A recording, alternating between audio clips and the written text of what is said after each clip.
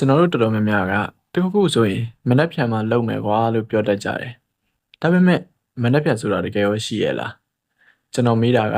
ပြက်ကလေးတွေကမနှက်ဖြန်အောင်မဟုတ်ဘူးနော်။ကျွန်တော်တို့အမြဲစောင့်နေတတ်တဲ့မနှက်ဖြန်။ကျွန်တော်တခါကအသက်တော်တော်ကြီးနေပြီဖြစ်တဲ့အဖိုးတယောက်ကိုဘဝမှာနောင်တအရာဆုံးအောင်ပါလဲလို့မေးကြည့်ဘူးတယ်။အဲ့မှာ तू ကခဏလောက်ငြိမ်သွားတယ်။ပြီးတော့မှရေးရေးလေးပြုံးပြီးငါမလုပ်ဖြစ်ခဲ့တဲ့အရာတွေတဲ့။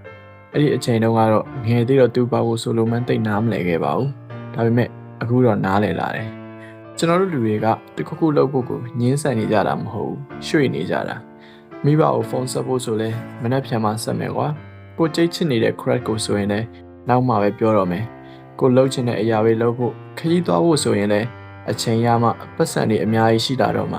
အဲ့ဒီလိုနဲ့ဘာမှမလုပ်ဖြစ်ပဲဘဝကဆက်ရွေ့သွားတယ်။အဲ့လိုနဲ့တနေ့မှာကိုဖုန်းဆက်ချင်တဲ့လူကမရှိတော့ဘူးပြောချင်ခဲ့တဲ့စကားတွေပြောဖို့လည်းအခွင့်အရေးကမရတော့ဘူးသွားချင်တဲ့နေရာကိုသွားဖို့အချိန်မကျန်တော့ဘူးအဲ့ဒီအချိန်ကြမှာမနှက်ပြန်ဆိုတာအာမခံထားတဲ့ဂတိတစ်ခုမဟုတ်ဘူးဆိုတာသိလာရတယ်ကျွန်တော်တို့ကဘဝမှာအချိန်အများကြီးရှိသေးတယ်လို့ထင်တတ်ကြတယ်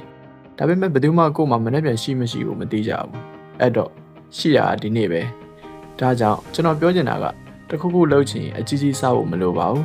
ဖုန်းတကော message တစ်စောင်စာမျက်နှာတစ်ရွက်လေ့ကျင့်ငယ်တစ်နေ့10မိနစ်ဘာပဲဖြစ်ဖြစ်ဗျာအရေးကြီးတာဒီနေ့စားပြဖို့ပဲ